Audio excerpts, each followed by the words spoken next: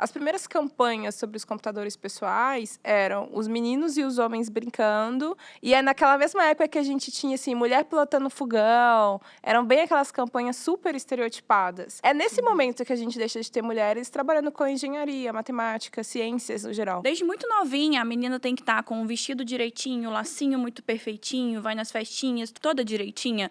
E o menino, ele pode subir na árvore, cair, ralar o joelho, vai todo machucado pra festa e ninguém vai falar nada. Começa ali. Então, a mulher, ela sempre vai com grandes padrões, além de perfeição, essa divisão do que é o de mulher e o que é o de homem. E o homem vai para grandes padrões de poder se arriscar, poder ir para profissões que se arriscam mais e tudo mais.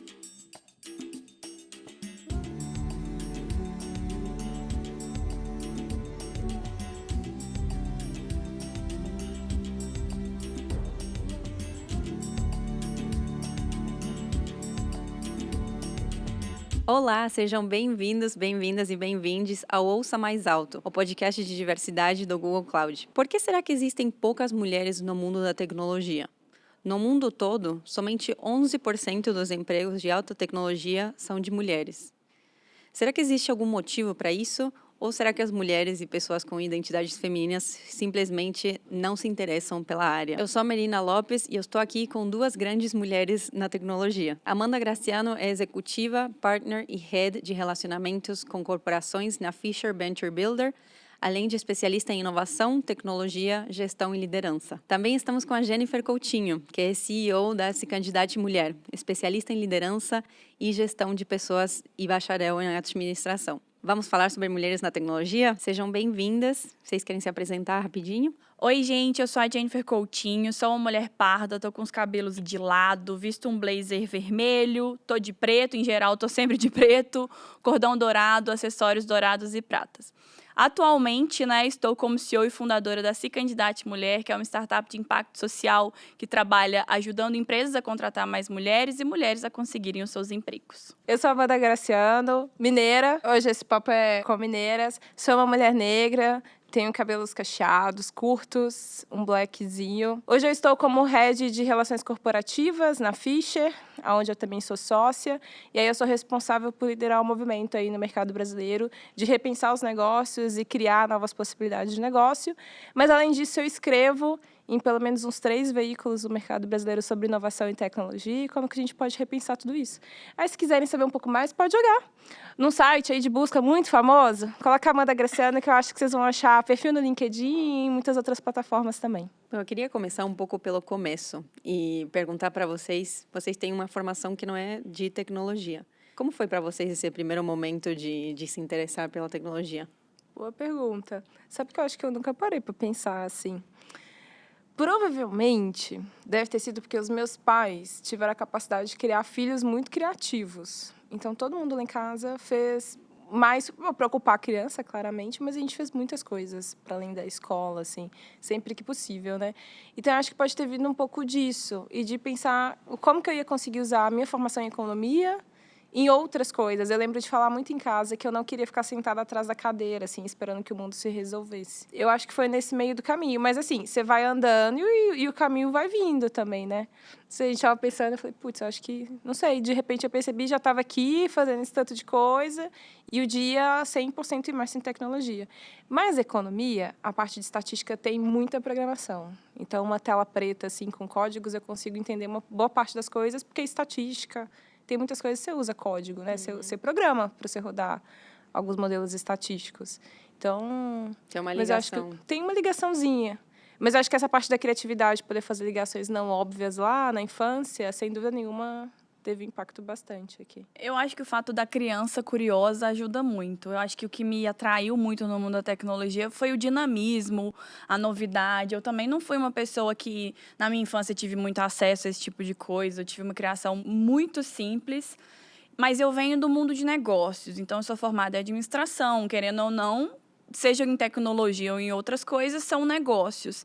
Então, acho que eu fui me aproximando, entendendo eles enquanto negócios, e aí a pessoa que via como negócios mais rápidos, negócios que têm, nesse momento, né, crescem numa velocidade maior, negócios que as pessoas estão se atraindo de forma mais fácil. Então, acho que isso chamou muito a minha atenção, me apeteceu muito. Marcas que geravam comunidades. Antes eu não via marcas que tinham fãs nesse sentido. Então, acho que isso me atraiu muito e chamou uma atenção de uma menina muito curiosa, uma criança desde cedo muito curiosa e falou, opa, tem um negócio diferente ali, deixa eu me aventurar e entender o que que é. Então, acho que foi meio que assim. Eu falo até que a tecnologia atraiu a Jennifer mais do que a Jennifer atraiu a tecnologia, sabe? Você pensou em algum momento em desistir? Com certeza. Eu acho que qualquer mulher que esteja numa carreira ou num ambiente que é predominantemente masculino passa por esse momento algumas vezes.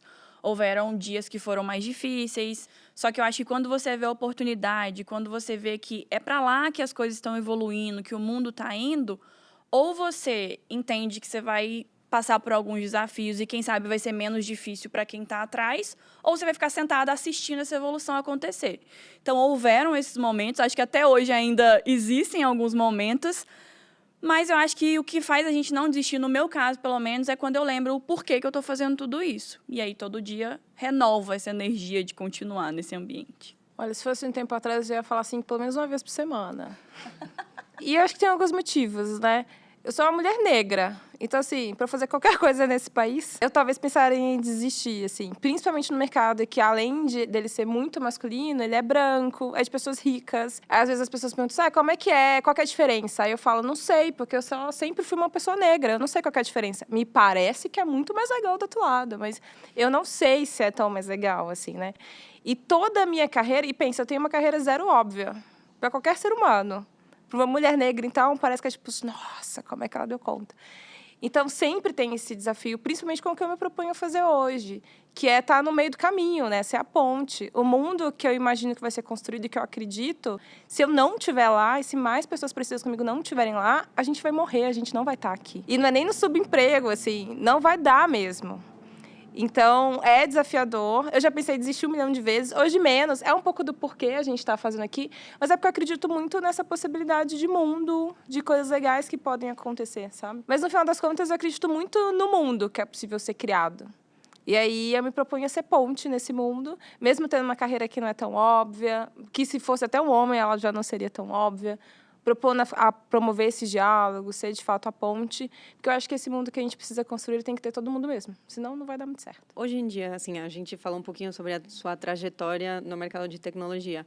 Como que é, hoje em dia, a sua relação com a tecnologia? Para mim, tecnologia é ferramenta. A gente brinca, né? Quem gosta muito de resolver problema, ama um problema. Tem diversas formas de você resolver isso, né? A tecnologia ela é mais uma das diversas ferramentas que a gente tem à disposição para resolver esses problemas. Ora vai ser criando negócios, ora vai ser só a gente resolvendo uma coisa ali mesmo que a gente precisa, mas entender a tecnologia como, de fato, uma ferramenta que pode acelerar, pode deixar melhor, e pode conectar, né, diversos outros pontos, é a forma com que eu enxergo a tecnologia hoje. Assim. Então, para mim, é mais um instrumento, sabe? Como se tivesse uma caixinha de ferramentas. Uhum. E aí entra a comunicação, tanto de outras coisas, inclusive entender também, compreender tecnologia. Eu vou um pouco nessa linha também. Eu acho que hoje, principalmente para mim, no momento que eu estou vendo, a tecnologia é um meio. Um meio de eu chegar onde eu quero chegar, um meio de eu entregar o trabalho que eu quero entregar para a sociedade, um meio de eu fazer a diferença que eu quero fazer para as mulheres.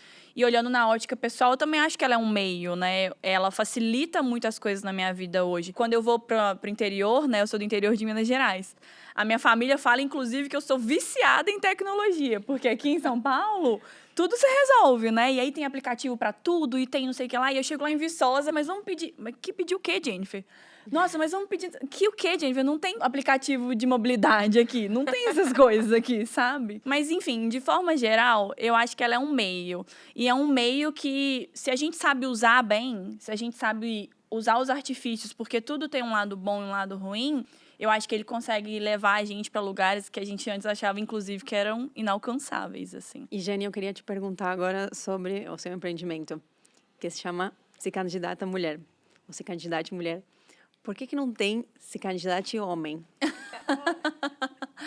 Uai, gente, porque não não precisa, né? Assim, sabe que já me fizeram muito essa pergunta, né? Várias vezes faz essa pergunta. Gente, eu tenho um hater, inclusive, que com certeza tá ouvindo esse podcast, então eu não posso deixar de mandar um abraço pro Rubens, porque ele vê tudo que eu faço. Que já me questionaram muito sobre isso, né? Que dia que você vai fazer os candidatos homem e tudo mais? Eu não teria nenhum problema em fazer uma iniciativa que ajudasse os homens em empregabilidade, nem nada do tipo. Só que essa candidata, ela surge no sentido em que nós, ou pessoas que se identificam no gênero mulher, estão anos-luz de distância dos homens nesse momento no mercado de trabalho. Então, em 2019, mais ou menos, saiu um estudo do Fórum Econômico Mundial, e nesse estudo falava que para a gente ter o mesmo número, aí eu estou falando da mesma quantidade de homens e mulheres no mercado de trabalho, a gente precisava de 257 anos. Então, se a gente não tivesse uma distância tão grande, talvez eu criasse uns candidatos homem e outras coisas do tipo. Se candidate humano. Se candidate humano, se candidate pessoa e tudo mais. Apesar que eu já penso em outras verticais das candidatas, né? Mas a gente existe hoje para cobrir uma lacuna. Existia duas possibilidades. Ou a gente ia criar uma máquina do tempo e eu ia poder me congelar, porque eu queria muito ver isso acontecer, ou eu ia trabalhar muito, porque a única coisa que eu quero é que a gente tenha a mesma posição. Eu não estou falando sobre superioridade feminina, eu não estou falando que eu quero que tenha mais mulheres no mercado do que homens. Não, eu não estou contra eles, inclusive. Eu só estou falando que eu sonho que a gente tivesse a mesma quantidade. Então, o nosso trabalho hoje é para chegar ali. E eu trabalho para que o meu trabalho seja desnecessário. Só que, enquanto for necessário, eu ainda vou ficar respondendo perguntas de por que não tem esse candidato homem, ou pessoas como o meu querido amigo Rubens, e coisas nesse sentido. E realmente, uma coisa que a gente tem visto é que, com a pandemia, especialmente, muitas mulheres que pertenciam ao mercado de trabalho, que estavam se desenvolvendo, caíram do mercado de trabalho e não conseguiram entrar de novo. Tem dados que provam que a gente retrocedeu 13 anos em matéria de paridade de gênero no mercado de trabalho, assim, no número regional. Como você enxerga isso no Brasil? E não só isso, as candidatas, elas surgem na pandemia. Eu estava morando fora, eu morava nos Estados Unidos, e aí eu recebi uma newsletter, eu nem lembro agora de qual era o veículo, que falava que naquele momento tinha 7 milhões de mulheres desempregadas no Brasil versus 5 milhões de homens desempregados naquele momento. E a maior causa desse número muito maior de mulheres é porque, principalmente na nossa sociedade hoje, as mulheres são prioridades na demissão. Porque subentende-se que uma mulher, ela prioriza outras coisas que o trabalho. Ninguém pergunta para ela. Mas o empregador ou a empregadora, que às vezes é uma mulher também, acha que se precisar ficar trabalhando mais, um homem tem mais disponibilidade. Acha que se precisar viajar, o homem tem mais disponibilidade. Acha que se precisar trabalhar no final de semana, só que ninguém pergunta para ela. Só que a sociedade entende isso. Então, a mulher, ela é prioridade na hora da demissão. As candidatas surgiu exatamente nesse momento. Então, sim, isso é fato. Em 2020, a gente teve a menor participação de mulheres no mercado de trabalho dos últimos 30 anos. Desde 1990, a gente não tinha uma participação tão baixa no mercado de trabalho no Brasil. Então, com certeza, afetou muito. Mas eu gosto também de trazer um ar positivo. Então, mesmo assim, a gente não pode deixar de olhar que agora a gente está caminhando, ainda que passos não na velocidade que eu gostaria, para um cenário melhor, né? Não é à toa que esses candidatos têm feito esse trabalho, não é à toa que as coisas agora estão se movimentando melhor para a gente. Adoro esse otimismo brasileiro. O empreendedor tem que ser otimista, né, gente? Senão... Inclusive, Jenny, eu queria até trazer um número aqui, que é que, segundo o IBGE, as mulheres ganham 34% a menos do que homens, mesmo com alto grau de instrução. Como que essa estatística se traduz ao mundo real? O que você tem visto no seu trabalho? Então, já que a gente está falando de tecnologia, eu vou trazer uma pior ainda do que essa daí. Quando a gente fala, por exemplo, de desenvolvedores e desenvolvedoras, a estatística é ainda maior. As mulheres no mercado aqui no Brasil chegam a ganhar 63% menos. São dados do IBGE Uau. Também. Qualquer pessoa que está ouvindo pode pesquisar e ver que eu não estou inventando esse dado aqui agora. E aí é uma coisa engraçada. Porque você vai lá no LinkedIn e aí você vai ver um monte de gente falando assim: onde estão as mulheres na tecnologia? Não tem mulheres na tecnologia, mas as mulheres não se candidatam nas vagas na tecnologia. E aí, quando você vai ver uma vaga de tecnologia, ela não tem uma descrição minimamente atrativa para uma mulher. É sempre a fotinha do cara branco, camisa xadrez, Faria Limer no computador dele. Quando você vai fazer uma pesquisa mais interna, você vê que a diferença salarial entre um homem no mesmo nível de desenvolvedor e de uma mulher é tão grande assim. Não adianta ficar fazendo esse tipo de publicação num feed, numa rede social dessa, porque tem sim, eu posso te garantir que tem mulher na tecnologia sim. E nem sempre a culpa é dela de não se candidatar para essas vagas, inclusive. Eu falo que o processo seletivo, inclusive, é uma via de mão dupla. A mulher, sim, tem a obrigação de ir bem num processo. Não adianta reclamar que a empresa não contrata ela se ela minimamente não está indo bem num processo seletivo. Mas a empresa não adianta também reclamar que as mulheres não se candidatam, que não tem mulher na área de tecnologia, porque eu estou falando especificamente dessa área aqui, se a gente vê dados como esse. Dados como diferença salarial, quando a gente não olha. Então, esses dados são muito reais mesmo. E, assim, cada dia mais a gente sabe disso. As mulheres têm se antenado mais para as informações. E a gente está reparando esse tipo de coisa. Então, se a empresa não se antena nesse tipo de informação e que elas são, sim, difundidas no mercado hoje, ela vai acabando ficando para trás.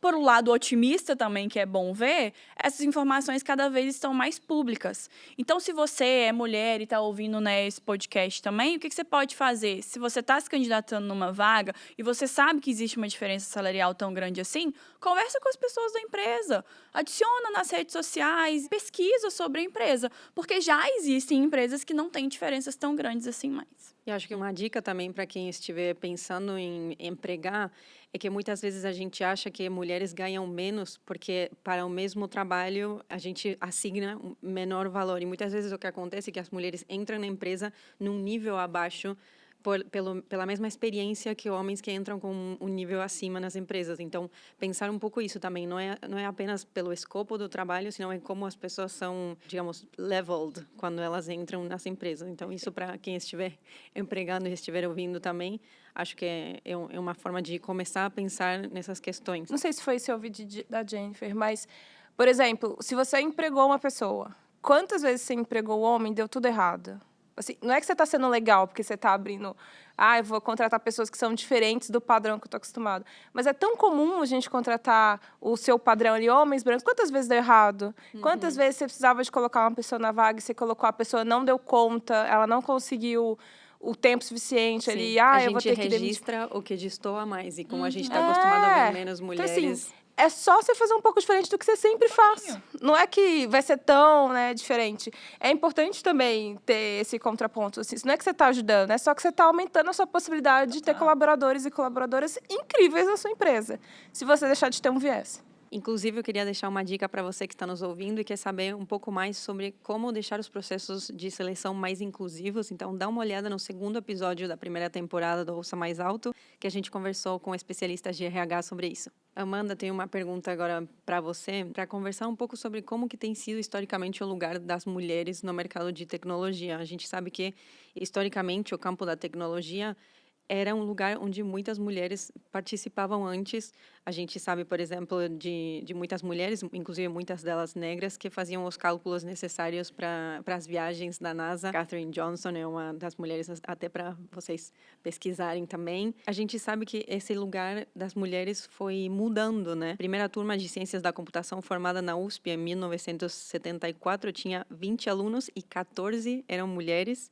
Mas de lá para cá, esse cenário se inverteu e a turma de 2016 da USP, por exemplo, só tinha 6 mulheres de 41 alunos. Qual que foi o motivo de existir essa inversão, na sua opinião? Eu sinto que tem alguns motivos, mas é importante também lembrar que assim que surgiram os computadores pessoais, depois que provavelmente a primeira mulher teve que levar o seu computador para casa e descobriram que era possível também ter os computadores pessoais, todas as propagandas elas direcionavam o uso do computador pessoal para homens. Então, basta a gente pensar, por exemplo, vocês podem fazer essa pesquisa, quem está ouvindo a gente. As primeiras campanhas sobre os computadores pessoais eram os meninos e os homens brincando, e é naquela mesma época que a gente tinha, assim, mulher pilotando fogão, eram bem aquelas campanhas super estereotipadas. É nesse momento que a gente deixa de ter mulheres trabalhando com engenharia, matemática, ciências no geral. E foi nessa hora que começou a surgir brinquedo de menino e de menina. Gente, nem a azul era a cor de menina, não era rosa, assim. Tem algum momento que a mídia como um todo começa a estereotipar muito, tanto homens quanto mulheres. E que é o momento que as meninas param de sonhar, ou param de saber, né, e de serem instigadas também a trabalhar com a matemática, com a ciência e com a tecnologia como um todo. Para mim, essa é uma das primeiras coisas, porque a mídia e a propaganda ela tem um impacto muito direto na forma da população como um todo pensar, né, na grande massa. O segundo, para mim, são os exemplos. E é um pouco do que a gente está falando aqui, né? Se tiver que fazer, e se só tem tu, vai tu mesmo. Porque a falta de um exemplo e de quem também você se comparar torna a jornada muito complicada, assim. Eu lembro quando eu me mudei para São Paulo, eu achei que ia ter mais pessoas negras em tecnologia. E aí, durante muito tempo, eu me vi sozinha. É levemente desesperador, porque aqui era para ser a cidade, na estatística, né? Se é a cidade que tem mais pessoas, tem mais de tudo. Não necessariamente, depende de qual que é o segmento que você trabalha, né?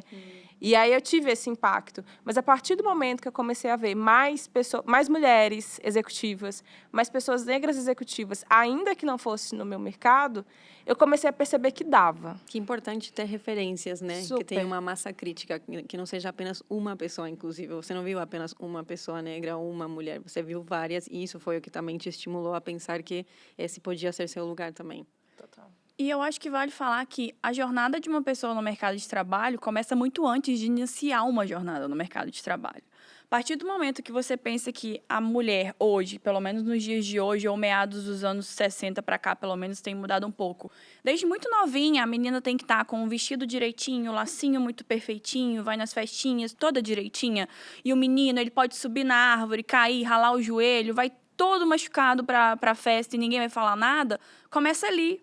Então, a mulher ela sempre vai com grandes padrões, além de perfeição, essa divisão do que é o de mulher e o que é o de homem. E o homem vai para grandes padrões de poder se arriscar, poder ir para profissões que se arriscam mais e tudo mais. E aí a gente tem que lembrar o que eu falei ali no início. Lugares predominantemente, pelo menos hoje, dominados por homens, né? Esse estigma lá do início nosso, do excesso da perfeição, do estar direitinho, estar muito arrumadinha, acaba atrapalhando a gente um pouco. Então, a gente tem que, nem que seja pelas beiradas, como a gente fala lá em Minas, diminuindo um pouquinho essas consequências que uma criação sociológica traz para as mulheres e acaba, hoje, afastando a gente um pouco desse mercado. E aí tem uma coisa, lembra que a gente estava falando? Como é que surgiu? A Jennifer também, né? A gente jogou, fui atleta. Eu fazia um tanto de coisa. Eu sou a mais velha de 30 primos por parte de mãe. É um tanto de homem. Então, quando a minha irmã nasceu, eu nem sabia brincar de boneca. Porque eu brincava na rua, eu brincava de bola, jogava de videogame, brincava de lutinha. Então, tipo, eu convivi muito com meninos. Brincava de coisas de construir. E isso desenvolve a gente, né? As meninas brincam de cuidar. Nunca soube brincar disso. Cuidar, coisinha de cozinha, casinha. Barbie, eu ganhei minha primeira Barbie esses dias de uma amiga, que ela me deu uma Barbie negra astronauta. Porque também, né, gente, não tinha dinheiro. Meus pais já tinham 4 filhos, tinha que dar, era comer. Pelo menos comida nunca faltou. Então, é uma criação diferente da criação que você precisa ser uma menina perfeitinha. E pode ser isso que faz hoje, falar, putz, mas olha como é que elas são diferentes, olha como é que elas destoam, né, do padrão que a gente vê as mulheres sendo e fazendo. Continuando na história, além dessa inversão de números, as mulheres importantes para a história da tecnologia foram completamente apagadas da história. Uma delas é Ada Lovelace, que inventou o primeiro algoritmo.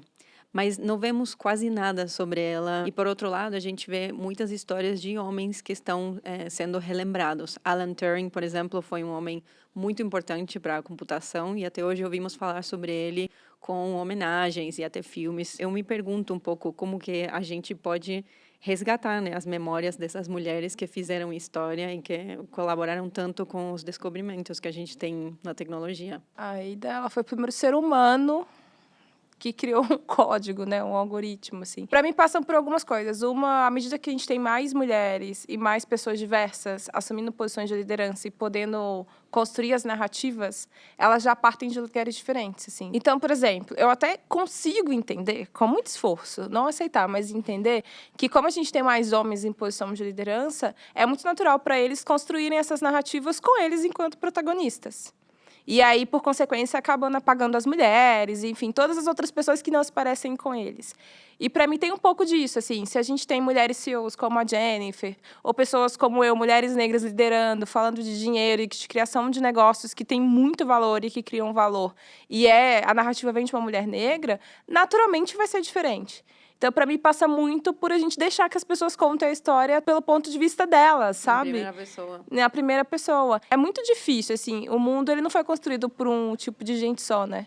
Conseguir reconhecer isso e trazer à tona todas essas histórias que a gente ignorou vai ser importante. Porque é impossível. Gente, o homem não faz nada sozinho, a mulher também não. Então, onde que tá, né, essa outra metade da história? É uma questão de viés. Naturalmente, é muito fácil que qualquer pessoa que pergunte pra gente uma referência de livro, uma referência de podcast, de música, de empreendedor, de investidora, é muito fácil com que venha na minha mente, na mente da Amanda, provavelmente, uma referência rápida de mulher. Então, é uma questão de viés, e é isso que a Amanda falou. Então, se quem está sentando ali, liderando, educando, porque nem...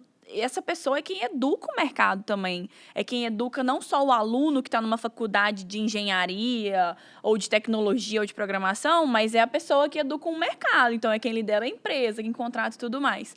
Então, a gente precisa ocupar esses espaços para que novas referências, trazidas por pessoas que têm referências diferentes, consigam, de forma mais fácil, serem acessadas por outras pessoas também.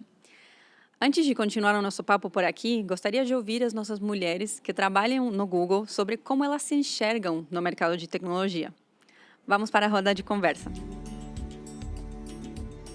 Eu comecei a me interessar por tecnologia, eu acredito, desde muito criança, quando eu e meus irmãos, meu irmão mais velho e meu irmão mais novo, a gente brincava muito de videogame, os primórdios dos videogames que existem hoje. E era tudo isso que eu tinha de referência de tecnologia, jogar videogame. Cheguei na idade de escolher em que faculdade eu ia cursar, comecei a buscar referências e fui no Guia do Estudante, que era onde a gente encontrava essas ideias antigamente. E fui lendo ali quais os cursos que existiam, e nessa hora eu me deparei ali com ciência da computação, que dizia que quem fazia ciência da computação fazia jogos de computador e jogos de videogame. Enfim, pra mim era tudo a mesma coisa. Eu falei, parece ser interessante. E foi nesse momento que eu me interessei, mas eu não tinha ideia do que era tecnologia. Eu só sabia que eu queria brincar de videogame. Esse foi o começo. Hoje estou aqui com a Elisa Kobayashi, que é Manager de Customer Engineers do Google Cloud. Bem-vinda, Elisa. Sou Elisa, tenho cabelos pretos, olhos puxados, sou descendente de japoneses, pele branca. Estou vestida com uma blusa estampada com flores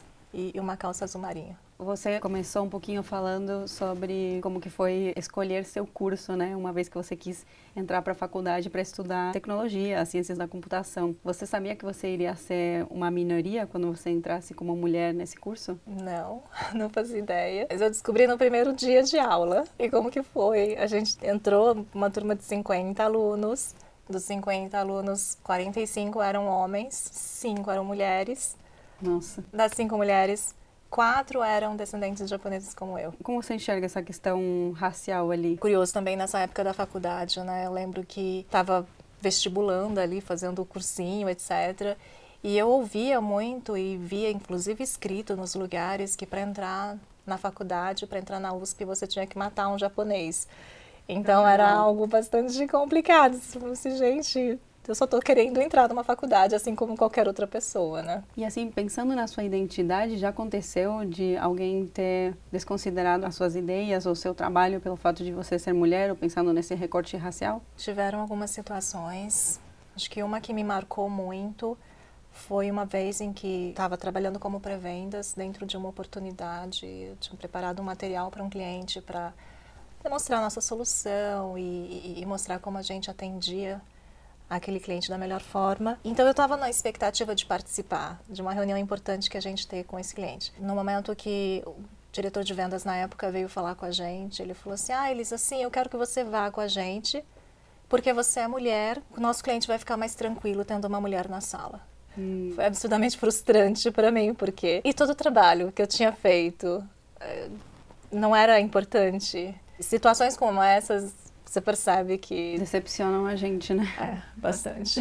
E como foi a sua experiência no mercado de tecnologia durante a maternidade? Foi complicado no sentido de que eu tinha poucas referências femininas dentro do trabalho. Estava muito acostumada a ser a única mulher no projeto, a única mulher no time. E nessas horas você olha para o lado e não vê referência e a gente não sabe o que vai acontecer. Então eu não tinha referência de o que acontece com uma mulher que sai de licença maternidade e fica 5, 6 meses fora dentro de um mercado que é tão dinâmico quanto o nosso. Eu tinha muito medo. Eu pensava muito sobre isso. E como vai ficar meu trabalho? Como vai ficar minha carreira? E será que vai ter alguém no meu lugar quando eu voltar? Será que eu vou ter um lugar para voltar quando terminar? Foi um momento muito complicado, mas ao mesmo tempo que eu jamais iria abrir mão do meu sonho pessoal. Mas eu sabia, obviamente, que eu, sim, queria, né, ter os meus filhos e estava disposta a fazer qualquer coisa para que isso fosse possível. Na época que eu estava grávida, eu queria entregar, por exemplo, em 6 meses, aquilo que eu teria 1 ano normalmente para fazer, para tentar compensar esse período que eu estaria fora de licença. Os meus 2 filhos eu trabalhei até muito próximo da data do parto. Teve uma situação que foi, a gente estava numa reunião com um cliente e eu já de 8 para 9 meses de gravidez, uma barriga gigante. E a gente, quando está grávida, nesse estágio da gravidez, a gente sente muita falta de ar, porque o pulmão está muito comprimido. Então eu falava e ficava, sabe, assim, ofegante. E as pessoas comigo na sala de reunião ficavam, você tem certeza que você quer continuar aqui? Você vai continuar nessa reunião? Você está passando bem? Está tudo bem? Eu estava me sentindo bem. Eu não estava fazendo nada absurdo que pudesse colocar a gente em risco.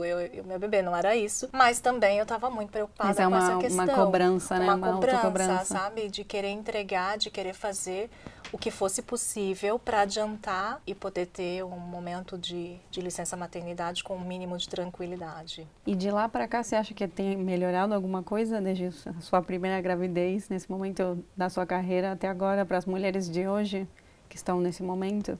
Eu acho que as empresas têm evoluído nesse sentido de entender esse momento.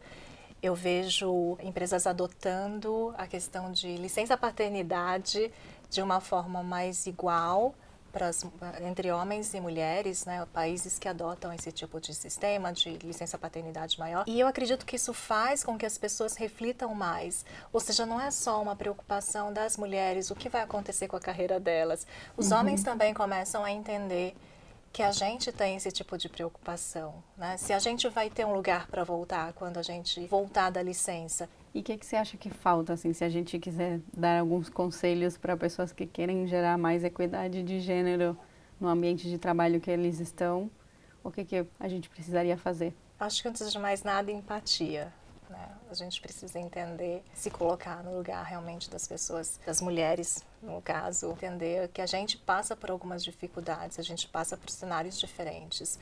Eu me lembro, na pandemia, eu com 2 crianças pequenas que não tinham escola, sem babá, sem ninguém para ajudar em casa, porque a gente dispensou todo mundo e a gente ficou literalmente em casa. Triplas jornadas de trabalho diário. E ter empatia por isso e entender que a gente tem que resolver essas situações, acho que já é um bom caminho. E também existem outras medidas, né, práticas no dia a dia, como, por exemplo, no processo de seleção. A gente tem candidatas, como que a gente pode ajudar as candidatas a demonstrarem melhor a sua potencialidade quando estão falando com a gente. A gente viu que colocando mais mulheres no processo de entrevistas, o fato de ter uma mulher na entrevista gera um conforto maior para as candidatas e elas conseguem, de fato, demonstrar melhor as suas capacidades quando estão falando com a gente. Então, algumas ações simples como essas já ajudam a gente a melhorar o cenário. Que é o que você mencionou no começo, inclusive, de não ter referências, é ter uma referência ao longo do processo de seleção, né? E com ter certeza. referências também quando você entra, ter pessoas em cargos de chefia, que sejam mulheres também, para que as pessoas realmente possam se ver possam ver essa progressão de carreira acontecendo, né? E se imaginarem nesses lugares. De poderem se inspirar e poderem enxergar que é viável. Existe espaço para a gente nesses lugares também. Totalmente.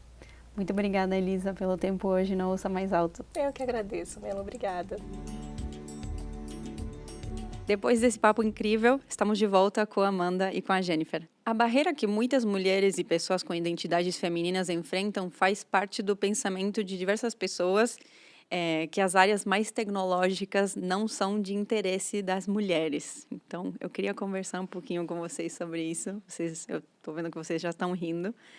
O que vocês pensam sobre esse pensamento? Esse é um pensamento que já está ultrapassado, na real. É um pouco do que a gente falou ali atrás. Já existiu muita dificuldade, já existiu, sim, por causa de tudo que a gente conversou aqui, um interesse afastado. Não acho que é nenhuma falta de interesse, é um interesse afastado. Mas hoje, eu posso afirmar com muita tranquilidade que não está faltando interesse, não. Eu acho que falta muito mais oportunidade do que interesse. Por quê? A gente tem que pensar aqui, a gente ficou afastado um pouco. Fato. Ficamos afastados um pouco. Aí você vai e agora, num lapso, todo mundo quer inserir mais mulher na tecnologia. Só que aí você quer contratar a astronauta, a que é fluente em todas as linguagens possíveis de programação. Linguagens, inclusive, gente, que, assim, não tem nem 5 anos de existência, aí você pede uma fluência de 7 anos de existência, porque eu já vi isso nisso, sabe? Então, acho que as pessoas têm que acalmar um pouquinho quando elas fazem esse tipo de comentário ou tecem esse tipo de... Não tem interesse das mulheres em nada do tipo, porque hoje eu falo com tranquilidade. A gente abriu recentemente 2 programas para vaga de tecnologia, que em 7 dias a gente teve 1.708 inscrições. Para 10 vagas. Eu acho que às vezes soa um pouco de meio que uma desculpa para quem tá com dificuldade de encontrar essa mulher, sabe? Porque é um pouquinho mais difícil mesmo, se a gente tá falando aqui atrás. Se tem o episódio número 2 do podcast lá da outra temporada, que fala que tem que melhorar um pouquinho do processo seletivo. Hoje, eu acho que tem soado mais como uma conversa de quem tem a dificuldade de encontrar nisso. Mas Jennifer, posso dizer com muita segurança, pelo menos em todos os processos que a gente tem feito, que tem muita mulher interessada, sim, na área de tecnologia. Olha, eu aprendi com a minha mãe, numa dessas... Provavelmente alguma vez que ela estava me chamando a atenção, que é assim, quem procura, acha. É estatística, tem mais mulher no mundo do que homem. Ponto. É matemática. Se a gente usa a matemática para tantas coisas, essa é a grande oportunidade para a gente também usar para este momento. E aí, quem procura acha, assim, tem que ter um pouquinho mais de vontade, né, e empenho.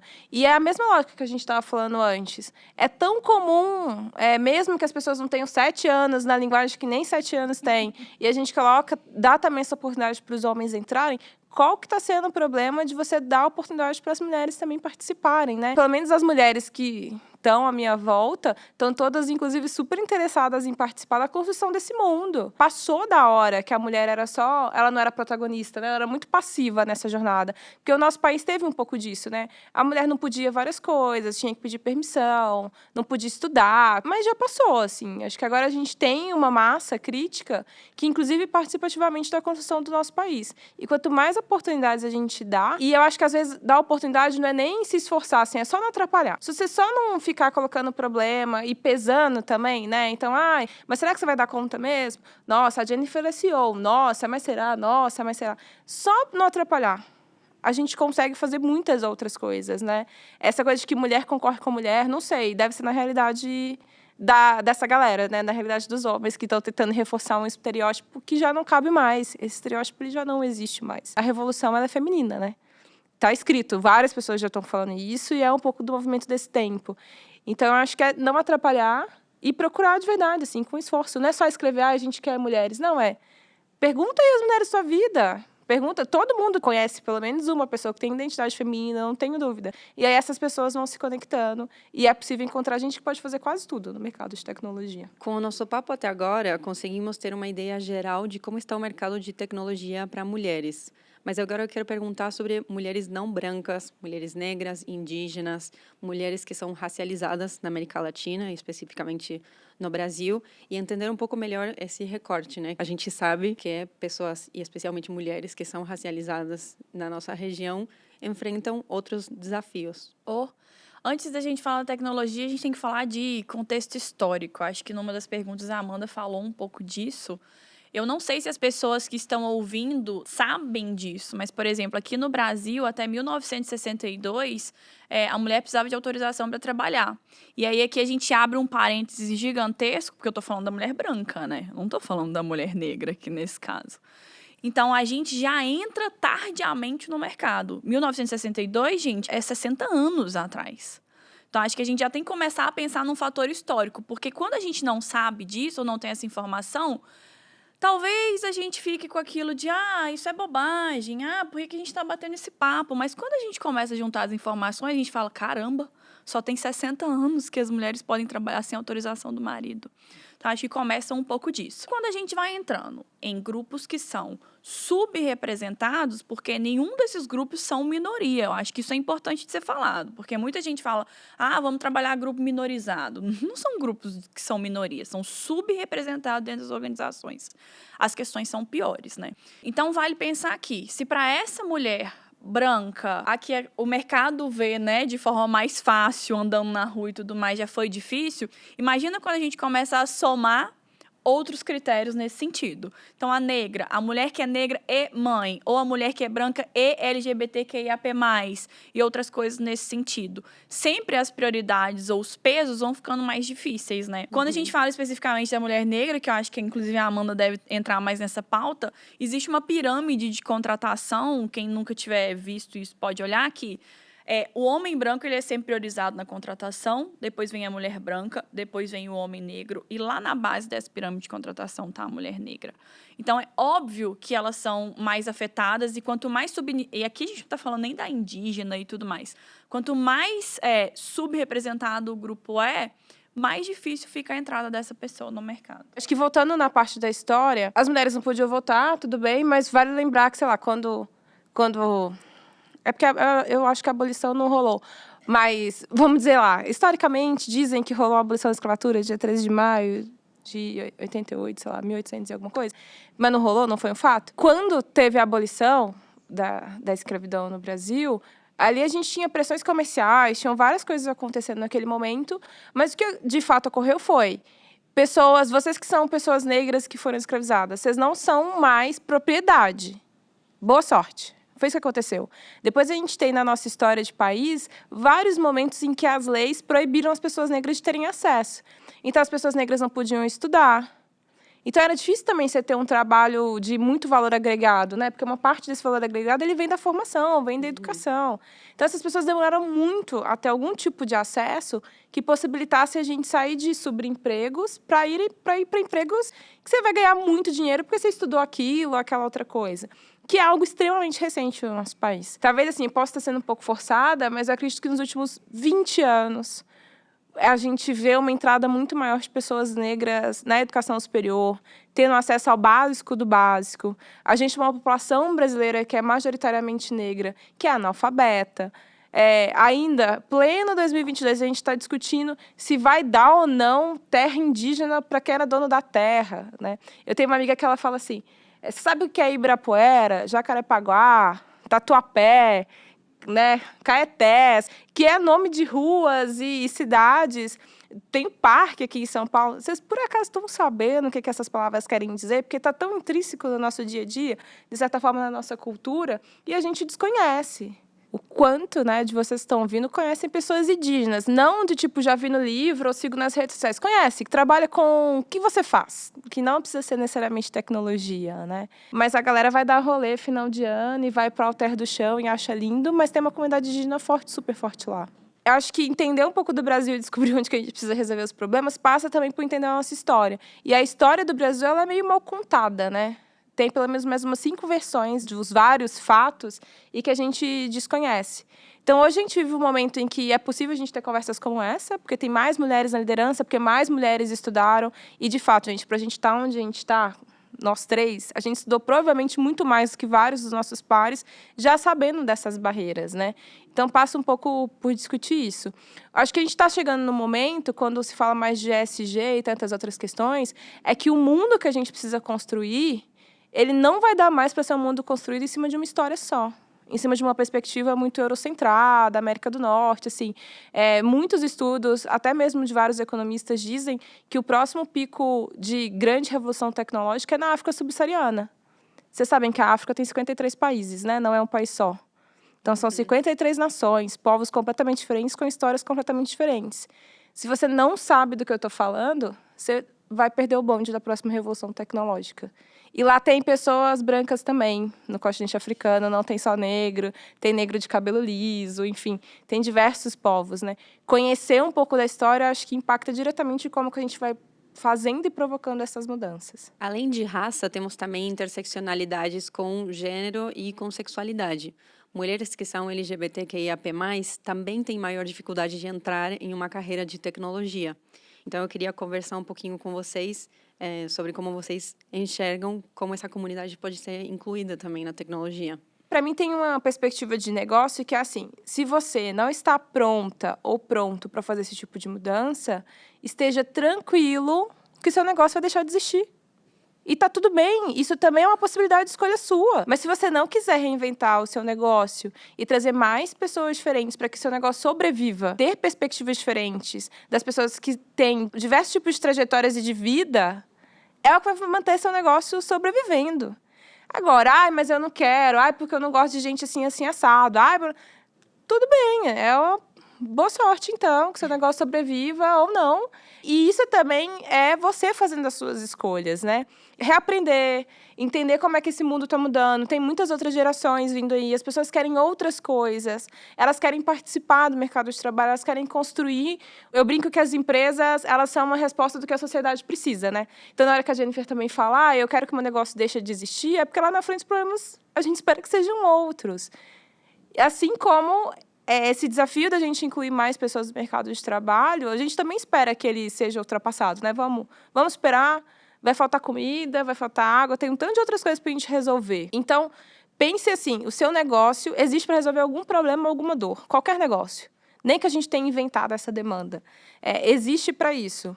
Você precisa olhar para todo mundo. Mesmo que essas pessoas ainda não estão incluídas no mercado de trabalho, que elas tenham subempregos, que elas ainda não consigam comunicar com seus signos e símbolos, né? Porque tem um pouco disso também. Na hora que você passa por um processo seletivo, é menos sobre a forma que a Amanda se comunica e mais como que a Amanda passa naquele processo seletivo, né? Como é que eu correspondo ao que eu sei, aos símbolos e signos daquela galera. Então, gente, olhem ao seu redor, porque os negócios vão ser revolucionados. Eu não tenho dúvida de que a gente vai ver mais mulheres, mais pessoas negras, mais pessoas trans, mais pessoas LGBTQIAP+, e ninguém nem se importando com nada disso, porque a gente tem outros desafios. Quero encerrar com a pergunta do milhão, que é: qual que seria um conselho que vocês podem dar para líderes de empresas ou pessoas que trabalham no setor privado e especialmente no setor de tecnologia sobre como incluir mais mulheres na tecnologia? Se comprometa. De fato, a liderança que o mundo precisa é uma liderança que seja menos a que fica ressoando a própria imagem e uma liderança que vai construir os negócios do futuro. Então, se você quiser continuar repetindo os problemas dos últimos 30 anos, enfim, eu acho que sua carreira vai acabar em breve.